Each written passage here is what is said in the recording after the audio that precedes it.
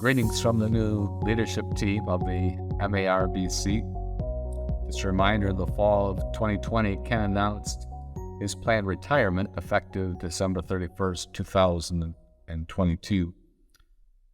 And as the Council of 16 discussed the next steps for leadership, we agreed to transition to a plurality of leaders instead of one executive director was a better means for ministering to our association.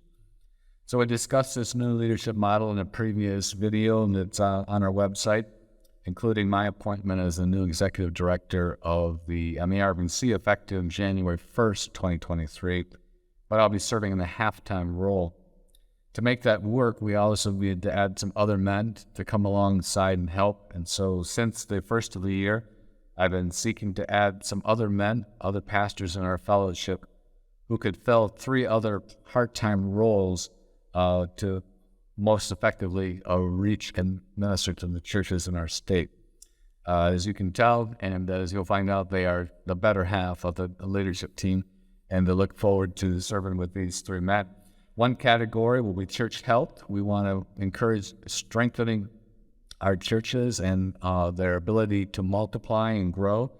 Pastoral fellowship is another category we really feel a great need to develop, especially for those guys who are in small towns and separated geographically from other pastors in fellowship. We want to encourage that. And then leadership development in the local church, of just for the local church's benefit, but also looking for men and women who are going to be able to serve maybe vocationally in missions or vocationally in pastoral ministry. So today I'd like you just to get to meet the men who are joining the team and have them tell you a little bit about themselves. And so if you could introduce yourself, we'll start over here with Kelly. I'm Kelly Patt and serve as the Associate Pastor of Adult Ministries and Missions at West Canaan Baptist Church on the northeast side of Grand Rapids. Kevin Moses, Associate Pastor at First Baptist Church of Lapeer, Michigan.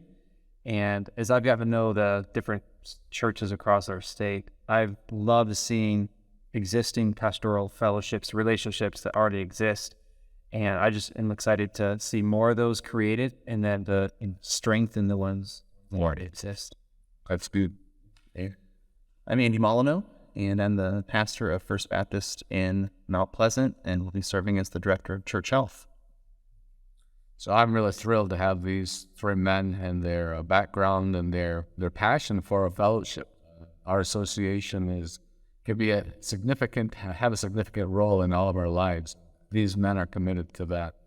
I've also asked them just to maybe give us a brief update then about what's been going on in developing their teams, because each leader of a team is going to have a team. And so we want to get more men involved in leading and serving our fellowship. And so let's just go around a little bit, talk about what you've been doing in relationship to your team building, and then a little bit also about what you've been learning about our fellowship as you interact with different pastors. Start on this side, Andy. You want to get us going? Yeah, sure. So for our team for church health, we want to be looking for men who have a passion to be able to build into churches proactively, to give help and guidance in things that what the mission of the church is, the things that make churches united, that make churches healthy, have a passion to help churches resolve conflict, possibly some mediation where need be, and be able to help both churches maybe who are looking for a pastor, also helping pastors who are in places of ministry or looking for places of ministry. So far I've talked to different men in different areas of the state, from the UP down into the southern part of the state, and have gotten great responses back. Men who have a great desire to see our fellowship be healthy, our churches healthy, have an interest, knowledge, ability, wisdom to help. And so I'm really excited so far, the feedback that we've gotten back, and would love to talk to more people who are interested in helping out in that way. That's great. I think what you bring out, Andy, is something important. We want men on the team from all over the state, from the UP down to southern Michigan, to represent the fellowship as a whole. So I really appreciate you doing. Kevin, you want to give us a little bit what's going on in your life? Yeah. So with the pastoral fellowship team, most of our team members are going to be the leaders of the different regions, the 7 regions. And I think that's a real benefit because the men who are in those regions, the churches in those regions, they're going to know each other, hopefully, in a much better way than a man 2 regions over might. And I'm excited to add a couple men to the group as well, who either have experience with pastoral fellowships and strengthening and equipping pastors. But I'm really excited to see the different, if I could put it this way, the different vibes of the different parts of our state. I lived near the UP for quite a while in Stepstone Vibe, and then southeastern Michigan and Grand Rapids, and the Petoskey area. Every region has its own kind of spirit, history, and culture. And within the churches, that's true as well. And I'm really dependent on the leaders of the regions to provide that input and that guidance and how we can help the churches within those regions. That's great. What's the response you've been getting as you've talked with pastors? They're really excited. I think most of them really want to help. And they're excited because they see our state association wanting to help at the grassroots level. Yeah.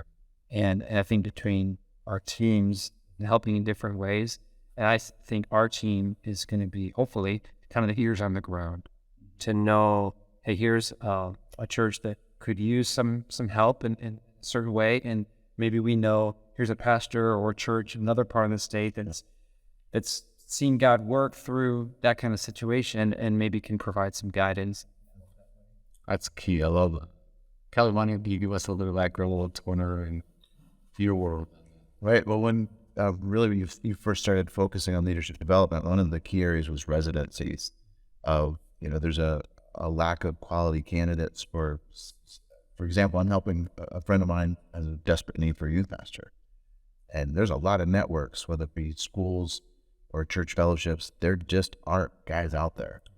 And so as you thought about from a state level of developing vetted people with not just the education, but also the experience to really pastor in whatever area. So focusing on residencies, developing some templates that kind of are ready-made for churches that are interested to kind of do that legwork. Here's what it looks like. Here's what you need to budget. Here are the experiences you need to provide for this resident. Also beginning to think too, how can we leverage that maybe the later year or years of residencies that a larger church that's covering that salary could kind of commission that resident out to a smaller church nearby, still with some oversight and some investment.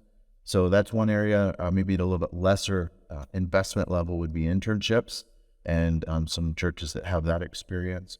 But then also then looking at what are some other leadership development in the church, whether it be elder deacon training or Sunday school teachers, how they take people with a gift for teaching and really leverage that to skills, even other areas in terms of staff development. And so part of that is just seeking what are the needs that churches have. And clearly there's a lot of resources everywhere, but to be kind of a known kind of clearinghouse to kind of help people wade through, this would fit. Here would be someone who has some experience to kind of walk you through this resource or help you adapt it. And then maybe get to the point of even having, like Andy's team, some people that can go on site and do some training in specified areas. I think that key for leadership development in a local church is not only do we need to train leaders, but we need to create space for leaders in our local church if we're going to keep our young people. So that's kind of what we have going on. We're still looking for pastors who have gifts and desires to serve in these areas because we're only going to be as effective as our leadership team can provide leadership. Instead of having one executive director, we hope to have maybe 20 plus men who are involved in various leadership responsibilities. We each will have greater commitments of time that are necessary, but we're looking for men who can contribute maybe an hour or two every month or two, just to be a part of that team and then again represent the geographical region of our state where you're serving. So if you're interested, we'll have contact information at the end of the video. Please feel free to contact us.